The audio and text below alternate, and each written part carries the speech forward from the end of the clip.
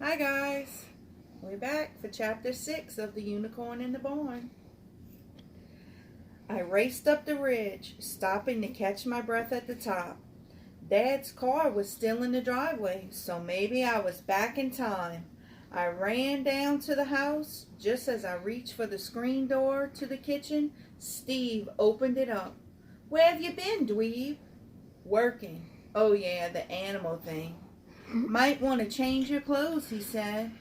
I looked down. There were wood shavings all over my shirt and more stuff on my shoes. I just had time to change shoes when my dad hollered for me to hurry. I knocked straw and shavings off my pant legs as I went down the steps. Dad and Steve were already buckled in, so I slipped into the back seat. "You're late," Dad said, looking at me in the rearview mirror. Why did everybody have to cut their eyes at me? He didn't sound too mad, though. "Sorry." I slumped in the seat. Steve fiddled with the radio, and nobody said anything more. We got there about 11:45, not too much later than our usual 11:30. Nothing ever changes at Three Oaks Nursing Home. The same two old men were sitting in chairs by the front door, nodding at everyone who came in. When we walked into the lobby, it struck me how it smelled like the animal clinic. Strong and sharp, like bleach and pee. Mrs. Wheeler came rolling up. "Have you seen my Betty? She's coming to take me home today." Dad had told me that her Betty died 20 years ago. I wasn't sure which was sadder, that she didn't remember or that she was always disappointed because Betty never came. Grandma was lying in bed, her hair all scraggly on her pillow. She still had that IV pole with the bag of stuff hanging from it. She must have been doing better, though, because she was wearing her Sunday clothes. I couldn't get used to how tiny she looked in the bed. Maybe it was the rails on each side, like a little kid's bed. We tried to be quiet because she looked asleep, but she smiled without opening her eyes and said, "I hear my boys." Dad leaned over and kissed her forehead. "Hey, Mama, I brought you your magazines." All her magazines and mails have been coming to our house since she moved to Three Oaks. He plopped down in the chair next to the bed. "Set them on the dresser. I'll look at 'em later," she said, opening her eyes and waving her curled up hand to the side. She held out her arms. "Come on now, where are the rest of my kisses?" Steve gave her a quick peck on the cheek and took up his place in the chair by the window. I gave my kiss next, but I let her hug me too, sitting on the bed with her. Hugging Grandma used to be like being wrapped in a blanket, folded in safe. She was still soft, but she didn't feel so big anymore. She took a deep breath, sniffing my hair, and let out a long sigh. "You smell like the woods," she said, hugging me tighter. "I'd almost forgotten what a good smell like that is." She let go and I sat back up. She pulled herself up a little straighter in the bed, too, petting my arm, her eyes bright. "I do miss being in our woods." Dad was clicking through the channels on the TV, and Steve was watching as he looked for the game with their favorite teams, so they didn't especially notice what happened next. Grandma pulled a long white hair off my shirt sleeve, a unicorn hair, probably from Moon Pearl's mane. "What have you been playing with, Eric? This is too long to be a dog hair. Looks more like a horse hair." "Yeah, I've got a job helping that lady vet who bought your house. There's a horse staying in the barn now that I'm helping take care of." As I told Grandma about the clinic, she found another hair on my pant leg and a third on the front of my shirt. I had lots of white hairs clinging to my clothes. I tried brushing them off, but they stuck to the bed covers. Raising her hands to her face, Grandma took a deep breath. Then she stretched out her fingers and spread them flat. The unicorn hairs lying in the middle of her hand, that hand that had been all twisted up since forever because of arthritis, and that first finger was so crooked she could barely move it. Open and close, open and close. Her fingers moved slow and smooth. The fingers were still crooked, but they moved. "All right," shouted Steve, pumping in the air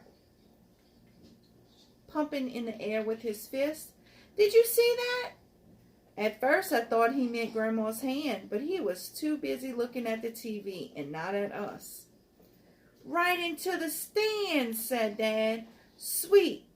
Those two would rather watch baseball than eat," said Grandma, smiling a bit as she watched them. Steve flashed her a grin and then turned back to the game.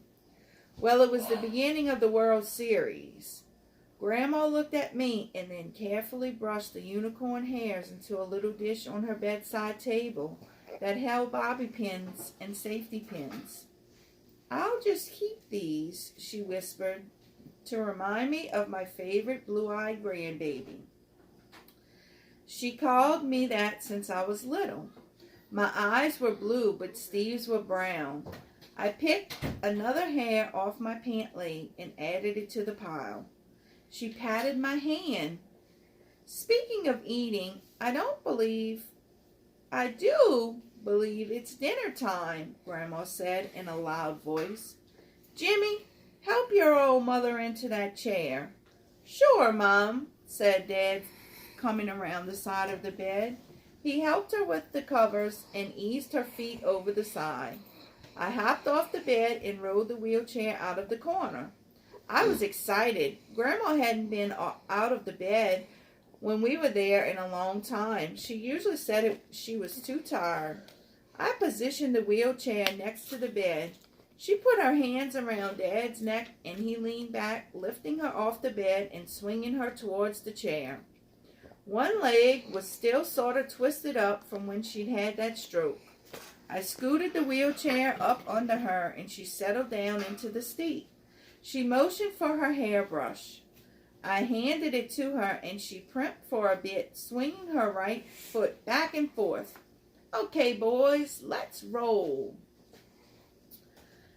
As Dad pushed the chair, Grandma waved to everybody in the hall on the way to the dining room.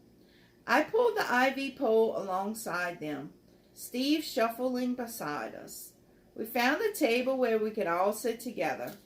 Dad and Grandma started talking about a whole bunch of people from her church who I didn't know. She was using her right hand to eat with again. This set me to thinking. And this is them at the dinner table. I had never heard of unicorn hair being magic. Of course, I hadn't heard much about unicorns, period, except for the one-horn business. So what did I know?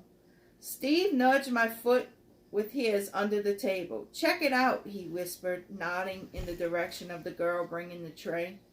"You already have a girlfriend," I said. "So, doesn't hurt to look." He leaned back so the girl could set down the tray. "Thank you, miss," he said. She seemed a bit surprised, but kept on taking the plates off the tray and arranging them in front of Grandma. "Stevie, quit distracting the girl," Grandma said. "He's a good boy, just a bit full of himself," she said. The girl asked if we needed anything, then left. Grandma gave me her dinner roll. I munched down on it, still wondering about the unicorn hair. If 3 little unicorn hairs made her hand so much better, maybe Moon Pearl could make her all better. Well, enough to come home. I guess not to her home, because Dr. B probably wouldn't sell the farmhouse back to us. We couldn't afford to change it back the way it was, even if she did. But I'd give up my room and move in with Steve if it meant that Grandma could live with us, and not in this place. On to chapter 7. That Monday was the first day of school. I'd started working at the Bronkoski Animal Clinic. Dr. B didn't expect me until late in the afternoon, so when I got off the bus, I was surprised to see Timothy trotting down the driveway. He stopped a few feet away and craned his neck around, scanning the area. I looked too, but I didn't see anything unusual, at least not more unusual than a Cheshire cat. "Hurry up, boy," Timothy said. "They need your help." Before I could answer, he took off across the yard. I dumped my backpack on the front porch and ran after him. Timothy was nowhere to be seen when I stopped on the clinic's kitchen steps to catch my breath. Allegra came bombing out of the door. "It's about time you got here. I've been home for half an hour." "Hello to you too," I said, still puffing. "Do you know where there's a pond or creek around here?" she asked. "Sure," I said, a bit surprised at the question. "There's a pond at the other end of the cow pasture, right behind the ridge, and a creek not far beyond that. But it's all still Harper land." "Great," said Allegra. "Take me there." She started walking towards the ridge really fast, taking the path back to my house. "Why?" I asked. "Hey, wait, not that way." I pointed to another path, not so clear, that went up the slope. "Prissy has escaped. She does it a lot this time of year and always finds water," Allegra said over her shoulder. She didn't slow down, but went stomping straight up the hill. I ran to catch up. "Who's Prissy?" "Our goose." "A goose?" I stopped running. "You got me running around like crazy? Like a crazy person for a goose?" Allegra whirled around. "Yes, a goose. She's got a bad wing and can't fly, but she keeps trying. We have to find her before she gets hurt. Come on." "Lord love a duck," I muttered. It was one of those things Grandma used to say when she thought someone was being a fool. I trudged up the hill, passing Allegra. "This way." We walked down and skidded down the other side of the ridge. At the bottom was the cow pasture marked off with a barbed wire fence. I held down the lower strand with my foot and held up the other one for Allegra to step through. At least she had enough manners to say thanks, and I followed. The cow pond was on the other side of the pasture, surrounded by trees and low shrub. The grass was pretty high, as no one kept cows here anymore. Allegra charged on ahead. I caught up to her by the edge of the pond. The water was still, no sign of a goose. "Why don't you go that way and I'll go this way? We'll meet on the other side," I suggested. "Fine," said Allegra. "Here, Prissy. Here, Priss, Priss, Priss," she called. I skirted the edge of the water, looking around the bushes for a goose, but no look. Allegra came up to me. "She's not here. Now what?" "We'll look by the creek over this way." I led her up another little rise and down to the creek. Timothy was sitting curled up on a rock in the sun at the edge of the stream. "Have you seen Prissy?" Allegra asked. Timothy opened up one eye. "No." Then he closed it over and rolled over, turning his back to us. We searched upstream for a while and then came down to where Timothy was still on his rock. I sat down on a bigger rock nearby. Allegra propped down next to me. "We need to find her before dark," she said. I didn't say anything. I thought the stupid goose would find its way home when it was hungry. Then we heard something splashing. "Prissy?" There was a low honk from downstream. Allegra took off after the sound, shouting, "Prissy, Prissy, come home now." "I suppose we have to help," said Timothy. He uncurled and began trotting toward the noise. Around the bend, there was Allegra, chasing after a big white goose that was paddling down the creek. Sure enough, one wing didn't fold back as pretty as the other, and as she got closer, I saw the bandage on it. I picked my way over a couple of rocks to the other side, hoping to shoo the goose back towards Allegra. She was talking to it, trying to coax it out of the creek. I came up behind the goose. "Come here, Prissy," Allegra cooed. Suddenly it reared back, flapping its wings and throwing water all around. It snaked its head down and hissed at me. I stopped, spreading out my arms to wave it towards Allegra. Then it charged up the bank, hawking and hissing, flapping right at me. I backpedaled and tripped, landing flat on my back. The goose fluttered up a few feet, then landed on my chest with a thump, knocking the wind out of me. I tried to push it off so I could breathe, but it was heavy. It hissed again and poked its beak right in my face, snapping at my nose. I threw my hands up and it nipped my little finger.